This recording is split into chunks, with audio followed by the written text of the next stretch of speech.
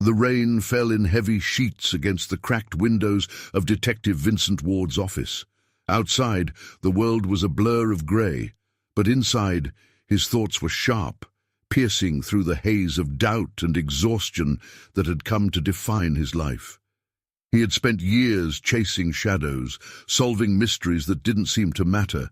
Each case felt like another piece of a puzzle that never fit. But this case felt different. The case of a lifetime. For weeks, Vincent had been closing in on something bigger than anything he had ever imagined. A string of disappearances, seemingly unrelated, but each one marked by the same strange symbol carved into the victim's skin. Each victim had been left with no trace, just a single clue that gnawed at him like a secret he couldn't yet understand. Tonight, he sat alone, the faint hum of his computer screen his only companion. The air was thick with the scent of old paper and stale coffee. His eyes, bloodshot and tired, scanned the final set of documents. The last victim's file had been delivered to him earlier that evening, one he hadn't expected. Sophia Larson, a name that should have meant nothing to him, but it did. A memory surfaced, uninvited, a fleeting glimpse of her in a photograph from a case long ago. He had seen her before, a year ago. A deep sense of unease washed over him. The pieces were finally coming together, but they didn't make sense. Why was she here? Why was her death connected to the others? He leaned forward, staring at the screen. Her file contained a detail that hadn't appeared in the others. A name. It was a name he recognized, but not one he had ever expected to see in this context. Richard Pierce. Richard Pierce. The name echoed in his mind like a warning. A man he had once called a friend, a man he had once trusted, but trust was a fragile thing, easily shattered by the weight of betrayal. Vincent's hand trembled as he reached for the phone, dialing a number he had avoided for years. His fingers brushed against the receiver, and a cold sweat broke out on his forehead. He didn't want to make this call. He had promised himself he wouldn't. But the truth was undeniable now. The line clicked, and then the voice came, a low, familiar tone, laced with an unmistakable hint of smugness. "You finally figured it out, didn't you?" Vincent's heart pounded in his chest. The room seemed to close in around him. He had been close, so close, yet he hadn't been prepared for this. "Richard," he said, his voice hoarse, "what are you involved in?" This thing, these murders, it's you, isn't it?" There was a pause, a long stretch of silence that hung heavy in the air, and then Richard's voice came again, colder this time. "It's not what you think, Vincent. It's never what you think. You should have left it alone." The line went dead. Vincent sat back in his chair, the weight of the revelation pressing down on him. He was no closer to the truth than he had been before, but now he knew who the real enemy was. It wasn't the shadows. It wasn't the killers. It was the man who had once stood by his side, who had deceived him, manipulated him, and now was playing a far darker game. The rain outside began to pour harder, but inside, Vincent felt the chill of something far more dangerous. The end of the case was near, but what he didn't know, what he couldn't have known, was that this was only the beginning of something far more sinister than he could ever have imagined. And the last clue, the missing link, was about to tear his world apart. Vincent's hand gripped the edge of his desk as he stared at the dead phone line. Richard's words lingered in his mind like an unshakable shadow, each syllable a weight that pressed down on his chest. "You should have left it alone." The phrase echoed, reverberating in the dark corners of his thoughts. What had he missed? What had he overlooked in all these years? His gaze drifted back to the file on his desk, Sophia Larson. Her lifeless face stared back at him from the photograph, a reminder of the case he had been working on for weeks. The others had been a string of disappearances, yes, but this felt personal, too personal. Vincent rubbed his temples, trying to shake the fatigue that had settled deep within him. He hadn't slept properly in days, the weight of the case gnawing at him. The walls of his office, once a refuge, now seemed to close in on him with every passing minute. He ran a hand through his unkempt hair, a habit that had become all too familiar. The last time he had been this far into something, this deep into a case that was more than it appeared, he had lost everything. His career, his trust, and almost his mind. The wounds of the past were still fresh, even if they were buried beneath layers of time. Vincent pushed the thought aside. He couldn't afford to dwell on that now. There were answers to find, answers that could change everything. He pulled out the map he had been working on for days. Pins marked the locations of the disappearances, each one connected by lines, patterns he had yet to fully understand. But one thing stood out. The symbol. It had appeared in every case, etched into the skin of each victim in the same way, a mark that didn't belong in this world. He reached for the folder that held the only clue he had yet to decipher, a photograph of the symbol taken from one of the crime scenes. The intricate lines, the sharp angles. It felt wrong, too precise, too intentional, like someone had deliberately designed it to leave a mark, a message. His fingers hovered over the image, tracing the symbol in the air. It was almost like the thing was watching him, staring back with a malevolent intelligence he couldn't escape. A knock at the door broke his concentration. Vincent looked up, startled. He hadn't been expecting anyone. Not tonight. But as the door creaked open, his heart skipped a beat. Standing in the doorway was a figure he hadn't seen in years. Detective Laura Hayes. Her presence, like a sudden storm, filled the room with tension. She had once been his partner. Before everything fell apart, before the betrayal, before Richard Pierce had torn their lives apart. "I need to talk to you," she said, her voice low but urgent. Vincent stood up slowly, his body stiff with a mix of emotions he couldn't quite place. "What are you doing here, Laura?" Her eyes, dark and unreadable, met his with an intensity that matched his own. "I think you're missing something," she said, "something big, and I think it's time we talked about Richard." Vincent's stomach tightened. "Not now. Not this." "You're too late," he replied, his voice betraying a hint of anger he hadn't meant to show. "I already know everything." But Laura stepped into the room, closing the door behind her. Her gaze never left his, as if she could see through him. "No, Vincent, you don't. Not yet." The silence between them was heavy. Vincent felt the walls close in once again, but this time it wasn't just the weight of his own thoughts. It was her presence, the unresolved history between them, that brought a new kind of tension. "You don't understand," she continued, her voice softer now, but with an edge of something Vincent couldn't identify. "Richard isn't who you think he is. And this case, this isn't about solving a murder. It's about something much bigger than you or me." Vincent opened his mouth to respond, but before he could speak, Laura placed a folder on his desk. "This is what you've been missing," she said. Vincent stared at the folder. He didn't want to open it. He didn't want to know what was inside, but his hand moved involuntarily. His pulse quickened. He flipped it open. Inside was a single photograph, one he had never seen before, a younger version of himself standing beside Richard Pierce. But there was something wrong with this photo. Behind them, in the background, faint but unmistakable, was the same symbol, the one he had seen in every case. Vincent's breath caught in his throat. The past was no longer behind him. It was staring him in the face, demanding answers, and he wasn't ready for the truth. Not yet.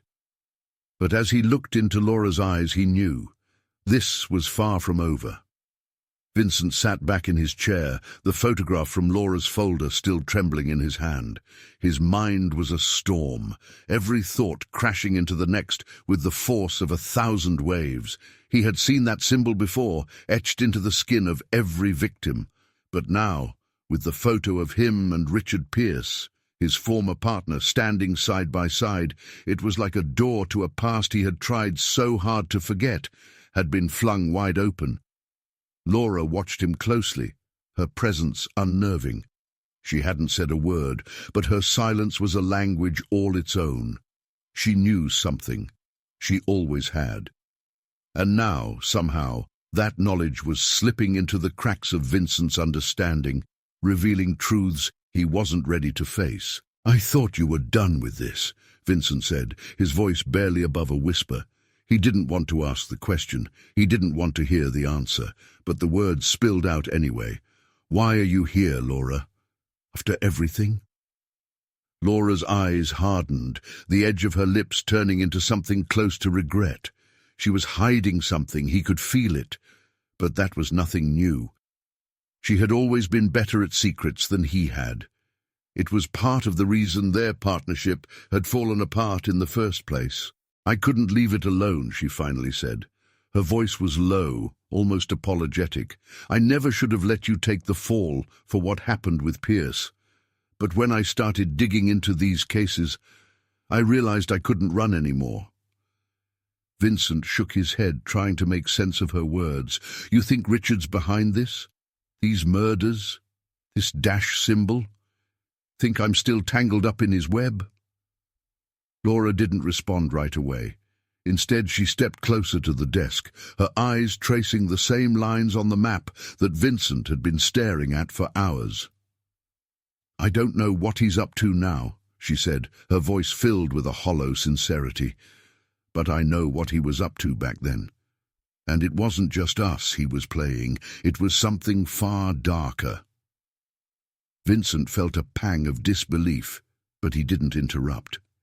The air in the room felt thick, suffocating. It was as if time itself was holding its breath, waiting for the next revelation to drop. "You were right," Laura continued, her eyes meeting his with an intensity he hadn't seen in years. "The cases are connected, but not in the way you think. It's not just random victims or some twisted serial killer. It's bigger, it's organized. And it's part of something Richard has been building, something he's been planning for years." Vincent leaned forward, every muscle in his body tensing. "Tell me everything, Laura." For a moment, Laura hesitated. Then, in a motion that felt almost rehearsed, she pulled out a small, worn notebook from her bag and placed it on the desk. It was old, its pages yellowed with time, its cover battered from years of handling. "This is from the investigation we were working on before everything went to hell," Laura said quietly, her voice tinged with something Vincent couldn't quite place. Was it guilt? "I should have told you then. But we were too deep in, Vincent. We couldn't see the whole picture. I didn't know what Pierce had really become. I didn't know what he was capable of." Vincent opened the notebook, feeling a cold shiver race down his spine as he flipped through the pages. It was filled with cryptic notes. Names, dates, locations. Some of them were connected to the disappearances, but others were so bizarre, they didn't fit into any case he had ever worked. The deeper he read, the more he realized how far Richard's reach had extended. It wasn't just about power or money, it was about control. Manipulating people, bending them to his will, twisting them into something they weren't meant to be, and those marks, the symbols, were a signature, a mark of ownership. "What the hell is this, Laura?" Vincent's voice cracked as he looked up at her. This is bigger than I thought." Laura nodded, her expression unreadable. "It's not just about the murders. It's about a network, a cult. And I think they're trying to get to you, Vincent. They know you're close." Vincent could feel the walls closing in again. The room, the cases, the secrets, it was all closing in. But this time he couldn't back away. Not anymore. "I don't know if I can stop this," he muttered to himself, his thoughts racing, "but I have to try." The city was a ghost in the rain, quiet, still, its life obscured by the downpour that seemed to stretch on forever. Vincent stood in the doorway of his office, staring out at the street below, his mind a torrent of chaos. The notebook Laura had given him was now tucked into his coat pocket, its weight a constant reminder that the truth, whatever it was too dangerous to ignore. He had to find Richard. And yet part of him dreaded it. The case had stopped being about solving crimes. It wasn't even about justice anymore. It was something deeper, darker, almost personal. Richard Pierce was no longer just a name from the past. He was a ghost, a phantom who had been manipulating Vincent's life from the shadows long before he had ever known it. The symbol, the disappearances, the cryptic messages, it all led back to him. And the most terrifying part? Vincent was starting to realize that he had been a part of Richard's plan all along. Laura's warnings echoed in his mind. They're trying to get to you. They know you're close. But to what end? What was the point of all of this? Was this some twisted game, or something far more insidious? Vincent clenched his fists, his knuckles white with tension. He couldn't stand the uncertainty any longer.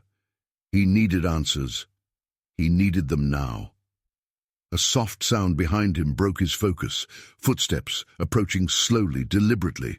Without turning, Vincent knew who it was. He didn't need to look. "Are you going to keep running from this?" Laura's voice was cold, flat, devoid of any trace of the warmth it once held. Vincent didn't respond. He knew what she was implying. He knew the choice he was facing.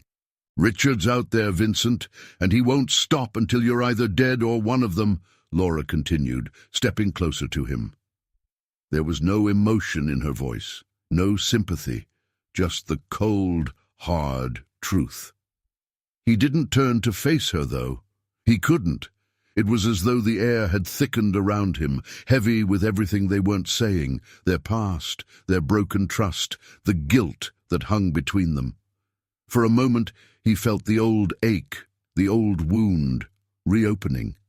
The betrayal they'd both endured, but neither had ever fully confronted. "I can't do this alone," he said, his voice low, as much to himself as to her. "You don't have to," Laura replied. She placed a hand on his shoulder, an unexpected gesture that caught him off guard. "But you have to accept what's happening. The moment you found that symbol, you were already in this. There's no walking away." Vincent turned to face her now, his eyes dark, with a mixture of exhaustion and resolve. "I know, but I don't understand it, not yet. It doesn't make sense." Laura gave a long, tired sigh. "It's a cult, Vincent, one that Richard Pierce built from the ground up. But it's not just any cult. It's about control, manipulating people, bending them to his will. He's been doing this for years, and now—" She trailed off, her voice faltering for just a second. "Now he's trying to pull you in." Vincent shook his head, the weight of her words sinking in like a stone lodged deep in his chest. He had always known there was something off about Richard, but this was something else entirely, a force that transcended power, transcended money. It was about fear, control, and manipulation, and now it had him in its sights. His phone buzzed on the desk, slicing through the tense silence between them. He reached for it, his pulse quickening. It was an unknown number. He hesitated, then answered. "Vincent Ward," he said, his voice steady despite the rising storm inside him. There was a long pause on the other end, and then finally a voice, low, cold, almost familiar. "I see you've been digging. Careful now, detective. Some things are better left buried." The call ended abruptly. Vincent stared at the phone in his hand, the words of the caller hanging in the air like a threat too real to ignore. The icy feeling of being watched, of being hunted, settled deep within him. "We're not safe here," he muttered under his breath, turning back to Laura. She nodded grimly. Number we're not, but it's too late now. The question is, Vincent, do you have the strength to face it?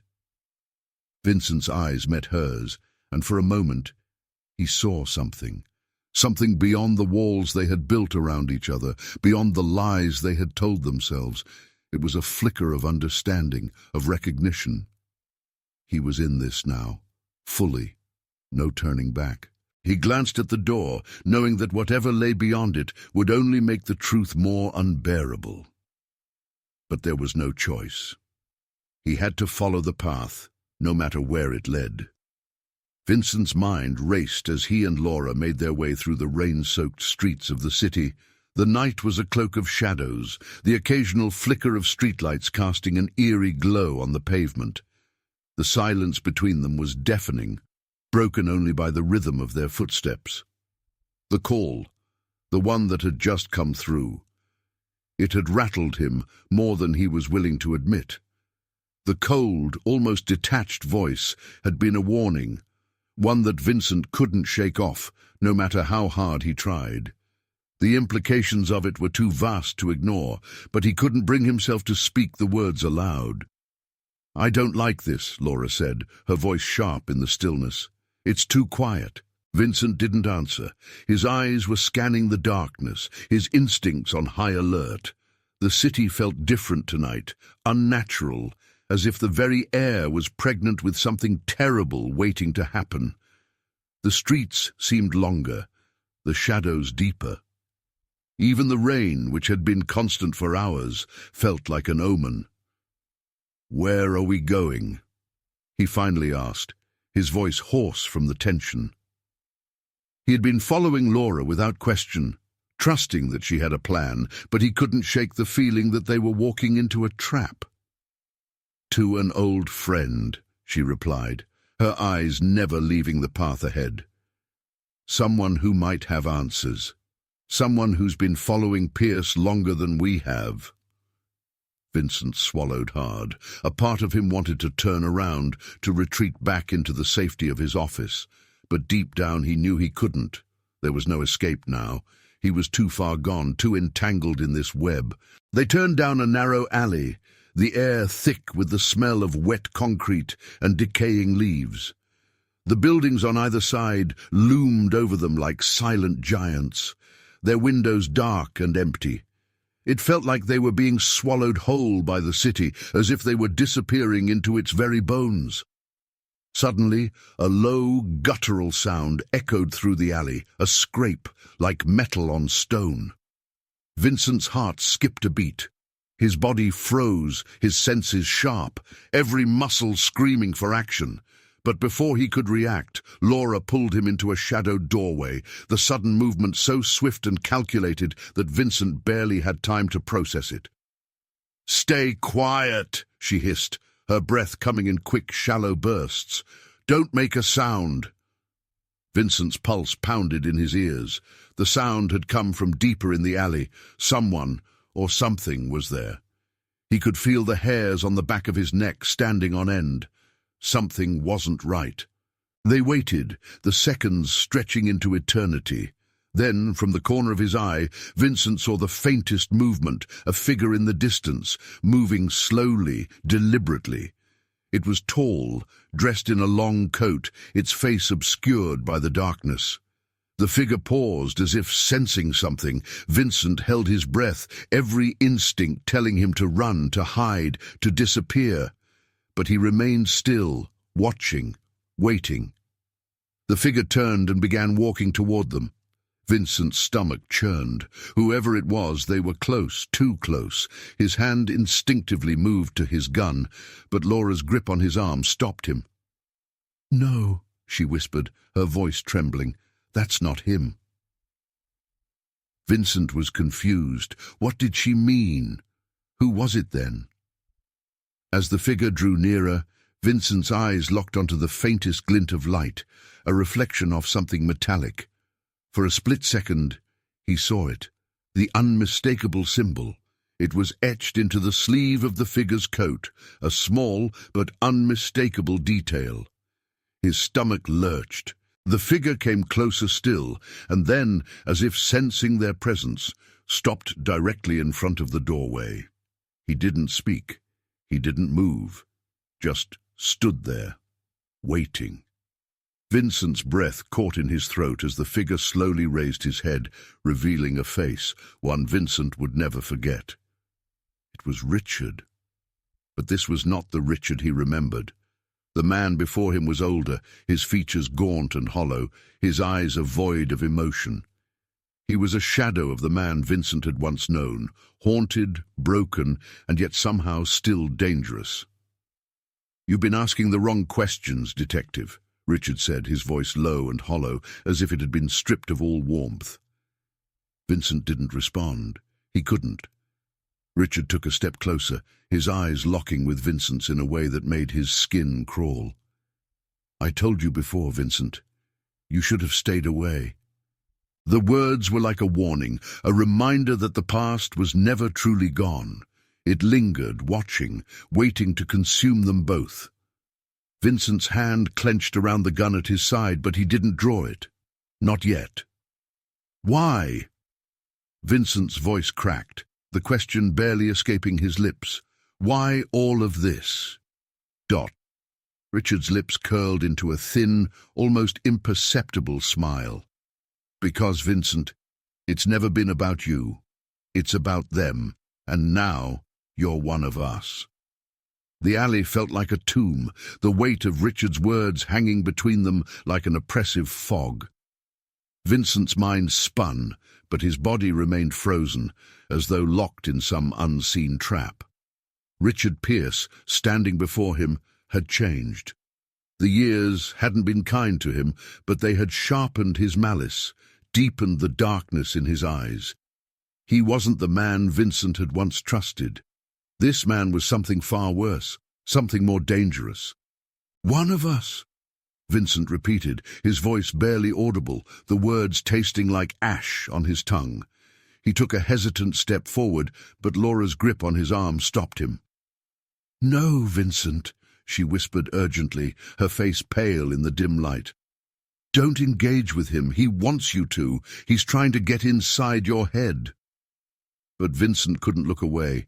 His mind was reeling, and all he could think about was the terrible finality of Richard's words. "You're one of us." It wasn't just a threat. It was a statement of fact, one that chilled Vincent's very soul. Richard tilted his head, studying them both with an unsettling calm. His smile was thin and almost pitying, as if Vincent's confusion amused him. "Do you think you're still in control, Detective? You can stop this? You've already walked too far down this path." Vincent's pulse quickened. He couldn't let Richard see his fear, couldn't show that he was unraveling at the seams. But Richard's presence, his calm, collected demeanor, made it harder and harder to keep his composure. "You're not one of them," Vincent said, though his voice trembled, betraying him. "You're not controlling me. I will stop you." Richard's eyes flickered for just a second. Something sharp, something dangerous behind them.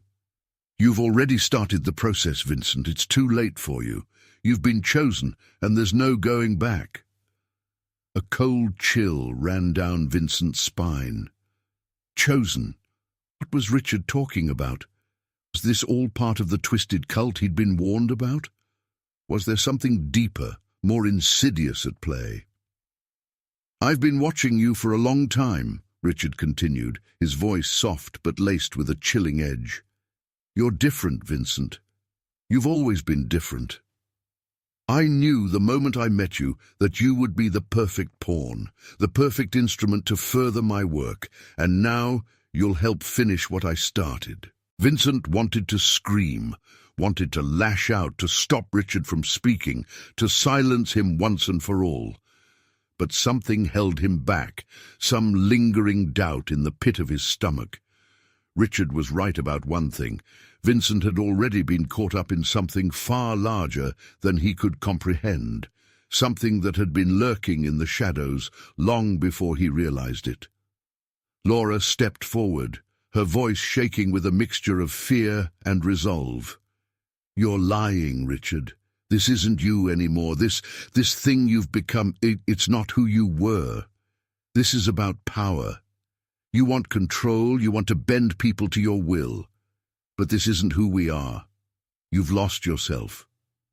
Richard's smile faded, but his eyes remained unblinking. The calmness that radiated from him only deepened the fear that crept into Vincent's chest. "I've gained more than you can understand, Laura," Richard said, his voice flat and hollow. "You both think you're fighting for something noble, something righteous. But you've already lost. I've seen it in you, Vincent. You've already crossed the line. You're not just a detective anymore. You're a part of this." Vincent's mind raced, the truth beginning to sink in like a slow poison. He had been a part of this. He had been drawn into this sickening web from the very beginning. But how? How had Richard manipulated him so easily? Was he always this puppet master, pulling strings in the background, making everyone dance to his tune? "You're wrong," Vincent said, though it sounded like a plea, even to his own ears. "I'm not like you. I will stop you no matter what it takes." Richard's eyes gleamed, his expression unreadable. "You still don't get it, do you? Can't stop it. It's already happening, and soon you'll see it too." Suddenly the tension in the air seemed to snap. The streetlights flickered, casting fleeting shadows across the alley. Vincent glanced at Laura, who seemed on edge, her eyes darting nervously to the far end of the alley. She knew something he didn't. She always did. Without another word, Richard turned and disappeared into the shadows, his footsteps fading into the night. Vincent was left standing there, his chest tight, his breath shallow. He felt as though he had just been handed a death sentence, and the worst part was, he didn't know if he could escape it. "Laura, what does he mean?" Vincent asked, his voice barely a whisper. "What's happening to me?" Laura didn't respond right away. Instead, she took a deep breath, as if steeling herself for something she didn't want to say. "Vincent," her voice cracked, "you've been marked. You're part of his plan now, and there's no getting out." Vincent's breath was unsteady, the weight of Richard's words hanging heavily in his chest. Laura hadn't said anything since they left the alley, her silence almost worse than the conversation with Richard itself. She moved beside him like a ghost, her eyes distant, her mind lost in thoughts that Vincent couldn't even begin to fathom. The rain had stopped, but the city felt more oppressive than ever. The streets, once familiar, now felt alien and suffocating. Every corner seemed to whisper of danger, every shadow seemed to hold a secret.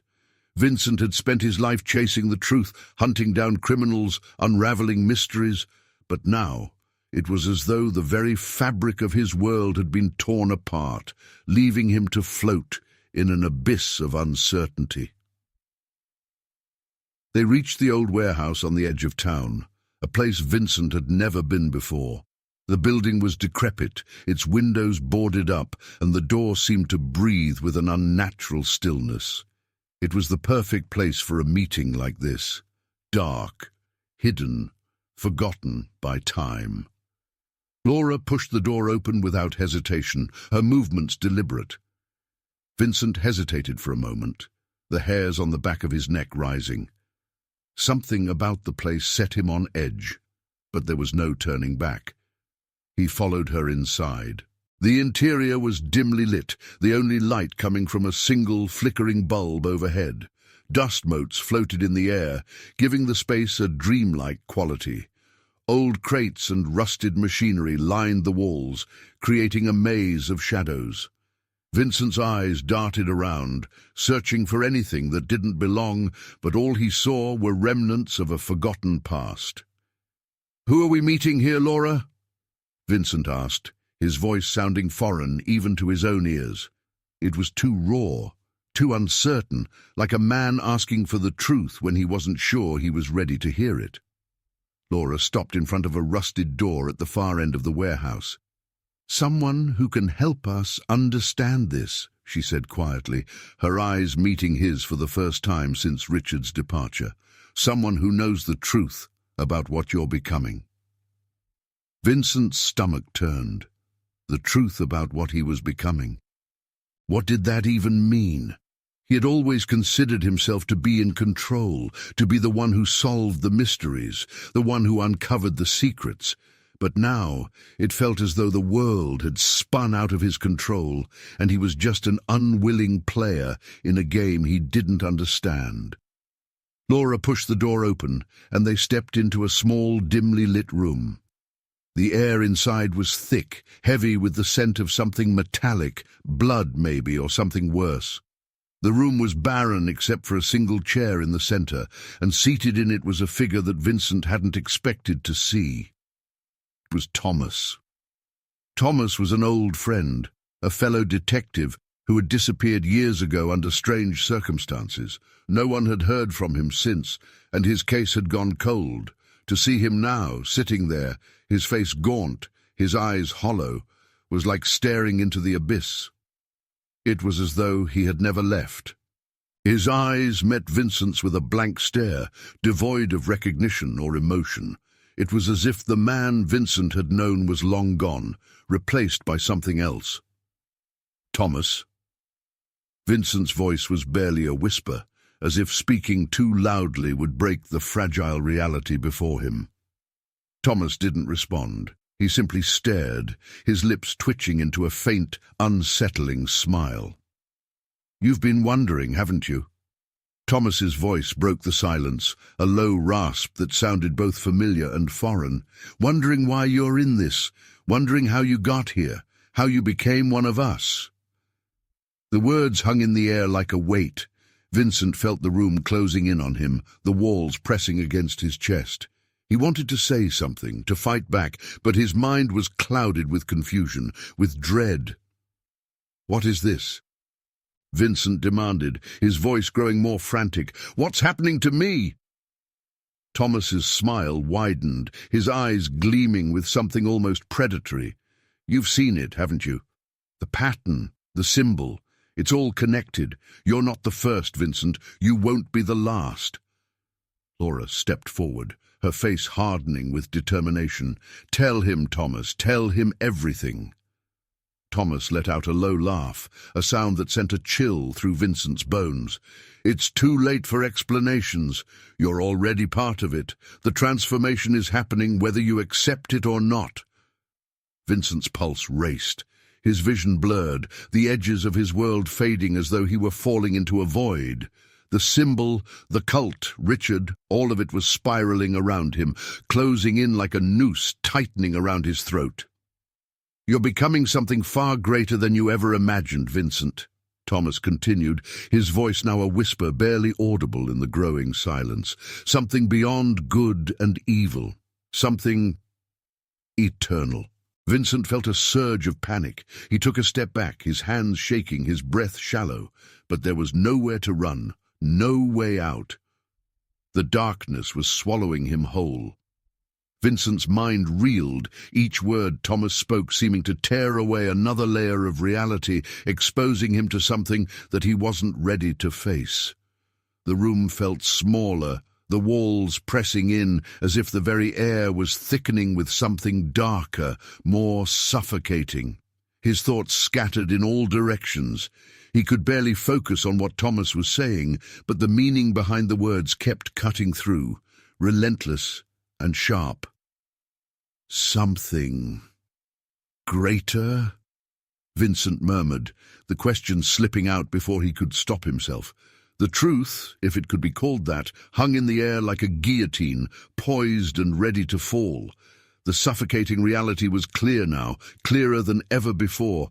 He's part of it, and so am I. Thomas, that distant, familiar face, wasn't who he used to be. The man Vincent had once known was gone, replaced by something far darker, far more consumed by whatever force was pulling the strings behind the scenes. And worse, he had no idea what this transformation actually meant. It had nothing to do with simple physical changes. It was something deeper, something more insidious, like a disease creeping into his soul. Laura's eyes were fixed on Thomas, and for the first time, Vincent saw a flicker of something in her, fear. Fear, but also a certain understanding. She knew this path. She had walked it, or perhaps even accepted it. The reality of what Vincent had become was not new to her. "What is this?" Vincent repeated, his voice louder this time, desperate. He needed answers, needed them now. "What the hell is happening to me?" Thomas's hollow eyes met his, cold and distant, and yet for just a moment there was a flash of recognition, a reflection of the man he had been. But it was fleeting, like an ember dying in the rain. "You don't get it, do you?" Thomas said, his voice slow, almost patient. "It's not about what's happening to you, Vincent. It's about what's always been inside you." Vincent's chest tightened as the words sank in. He could feel the walls closing in again. The room grew darker. The floor seemed to warp beneath his feet, as if the building itself were alive, breathing with a malevolent presence. The world outside felt so distant now, everything was wrong. His heart pounded in his chest, and his hand gripped the doorframe, steadying himself. Laura stepped forward, her voice cutting through the heavy silence. "Vincent, you have to listen. This isn't a choice. It never was. Richard didn't make you part of this. You were already a part of it when you were born." The words hit Vincent like a punch to the gut. His throat tightened, and he could feel the blood draining from his face. "What? What do you mean?" Laura's face softened, but her eyes were tired, weary in a way that spoke of a battle she had long ago lost. "There's a force, Vincent. A force older than both of us. Richard. He's only the messenger, the one who's trying to awaken the rest of us. You were born into it. It was always inside you.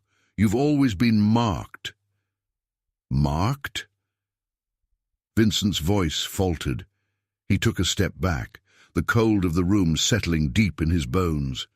"You're telling me I was always meant to be, what, part of this?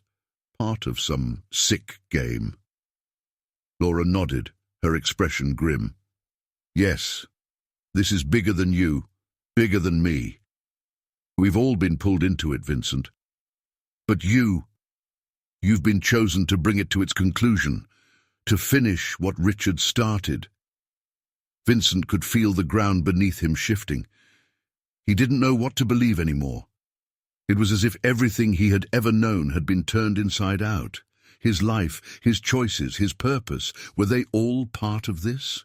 Were they part of some preordained fate that he couldn't escape? Thomas spoke again, his voice cold, final. "It's too late to fight this, Vincent. It's already begun. All you can do now is accept it." The words stung, deeper than anything Vincent had ever felt. The weight of them pressed against him, suffocating him, but they were also undeniable. Somewhere deep within him he could feel the truth of it stirring, a gnawing sensation at the very core of his being. He had been chosen, marked. It had always been there, hidden in plain sight. All his years as a detective, all his cases, every thread he had pulled had led him here. "You can't stop it," Thomas repeated, his voice dripping with finality. "You're already inside it. The abyss is here, and you, Vincent, are its heart." Vincent turned sharply, his mind in turmoil, his breath coming fast and shallow. His eyes met Laura's, and in her gaze he saw the same resignation, the same fear. She had known. She had always known. Then for the first time in what felt like forever, Vincent felt something stir inside him. Not hope, not yet, but something else. A dark realization. This was his fate. He couldn't run from it anymore. But that didn't mean he had to accept it. Not without a fight. Vincent stood in the center of the room, his heart pounding in his chest, every breath feeling like it could be his last. The weight of Thomas's words pressed down on him like a suffocating fog.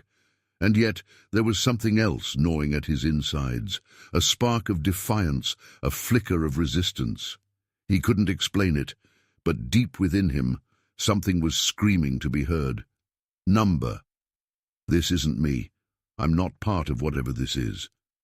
But the walls seemed to close in, and the reality of it all, of what had been revealed, was undeniable. Laura's eyes never left him, the resignation in them making her look older than she truly was. She had accepted it. She had given in. But Vincent, he couldn't. He wouldn't. Not like this. Not without a fight. "You don't get it, Vincent," Thomas said, his voice low but firm. "The moment you stepped into this world, you sealed your fate. We all did. There's no running from it." Vincent clenched his fists, the knuckles turning white, his body trembling with a mixture of fear and rage. "No," he said, the word coming out more forcefully than he intended. "You're wrong. You don't get it. I'm not part of this." Thomas's hollow eyes bored into him, unblinking, as if he could see through Vincent into the very core of his being. The silence stretched unbearable, as if the weight of Vincent's defiance had created a new layer of tension in the room. "You think you're different?" Thomas asked, a smile creeping across his face. "You're not. Not anymore. Look at you. Look at what's happening inside you. You're becoming just like me. Just like Richard. You're already one of us. You just haven't accepted it yet." Vincent shook his head violently, as though trying to shake the words from his mind. But they were like hooks, tearing at his thoughts, pulling him deeper into the abyss. The darkness inside him, the mark, wasn't something he could outrun. It was a part of him now, a part of everything he had ever known. The panic was overwhelming, his chest constricted, his breath shallow and uneven. Vincent staggered backward, his mind spinning, his legs nearly giving way beneath him. Laura reached out to steady him, her grip firm but gentle. "Vincent." Laura's voice was soft, laced with sorrow.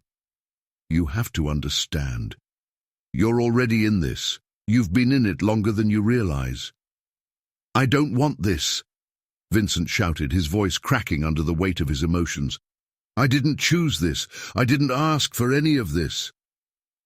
The silence that followed felt like an eternity, thick and oppressive, and for a moment Vincent thought he might collapse under the weight of his own despair.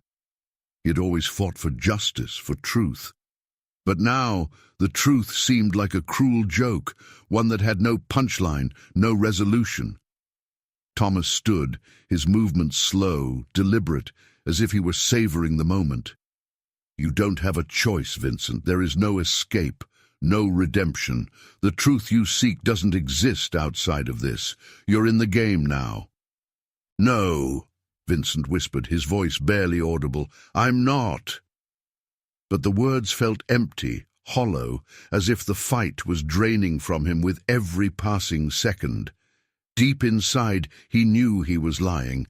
The truth was buried within him, beneath the layers of denial and resistance. It was there. It had always been there. Suddenly, a sharp, metallic noise cut through the thick air, and the door behind them slammed shut with a deafening crash. The room was plunged into darkness. A cold chill ran down Vincent's spine. He spun around, his eyes darting through the inky blackness, trying to make sense of what was happening. His pulse raced, his mind on high alert, but there was nothing. No sound, no movement. Then, in the pitch-black void, a single figure emerged from the shadows. Richard. His silhouette was sharp against the darkness, his presence unmistakable. He stood in the doorway, his face half lit by the flickering light above, and his eyes burned with an intensity that made Vincent's blood run cold. "I see you've made up your mind," Richard said, his voice like gravel, rough and deep. "But it doesn't matter. You're too far gone now. You will be part of this, Vincent, one way or another." Vincent's throat tightened, but he couldn't look away. His mind screamed at him to move, to run, to fight back, but his body betrayed him, frozen in place, like prey caught in a predator's gaze. Richard stepped forward, his steps slow but deliberate, each one echoing through the silence. "It's time to end this, Vincent. Time for you to see who you truly are." The room seemed to shift, the walls bending, the floor beneath his feet warping like a dream. Vincent's head spun, and for a moment he thought he might lose consciousness. But through the disorienting haze, he saw something strange, something that shouldn't have been there. The symbol. It was etched into the floor, glowing faintly in the dark, the same symbol that had haunted him, the same one that had appeared in his dreams. And, in that moment, Vincent understood. It wasn't about escaping. It wasn't about fighting back. It was about embracing the truth. And the truth was this: he was already lost. The darkness that enveloped Vincent was all-consuming. His mind, already on the edge, seemed to fracture into 1,000 pieces as Richard's shadow loomed over him. The symbol on the floor pulsed with a cold, eerie light, its lines shifting as though alive, drawing him in like a magnet, pulling him closer to a truth he could no longer escape. Richard's voice was a low hum, his words cutting through the silence with surgical precision. "This is the moment, Vincent, the final moment of your choice. You've been living a lie, a life built on falsehoods. Everything you've ever known, everything you've ever believed, it was all a mask. It's time to tear it away." Vincent's breath hitched. He could feel the weight of those words press against him, the crushing realization settling in his chest. There's no escape. There never was. Every step he had taken, every case he had solved, every lie he had uncovered, it had all led him here to this point, where everything he had ever known crumbled to dust.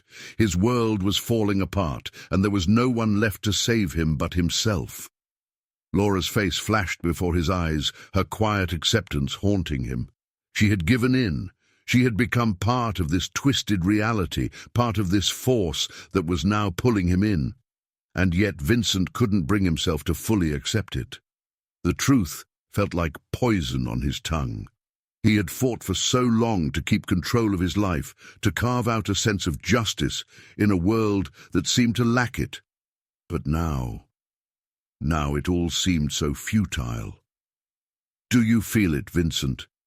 Richard asked, his voice like a predator savoring its prey. "The pull of it? The calling? The mark has been on you since the day you were born. It's not about being good or bad. It's not about making choices anymore. It's about fate, and fate doesn't care about your resistance." Vincent looked down at the symbol, the pulsating glow now swirling around him, weaving into his very being. The ground seemed to tremble beneath his feet, the air thick with a tension that could snap at any moment. He could hear his heart hammering in his chest, a steady drumbeat that matched the rhythm of the symbol's pulse. For a moment, time seemed to stretch. Vincent stood there, caught in a web of inevitability, his mind battling against the suffocating force that sought to claim him. But within that split second of clarity, something deep inside him shifted. It wasn't the resistance he had fought for all along, it was something else. A choice. His eyes met Richard's, and for the first time, Vincent truly understood.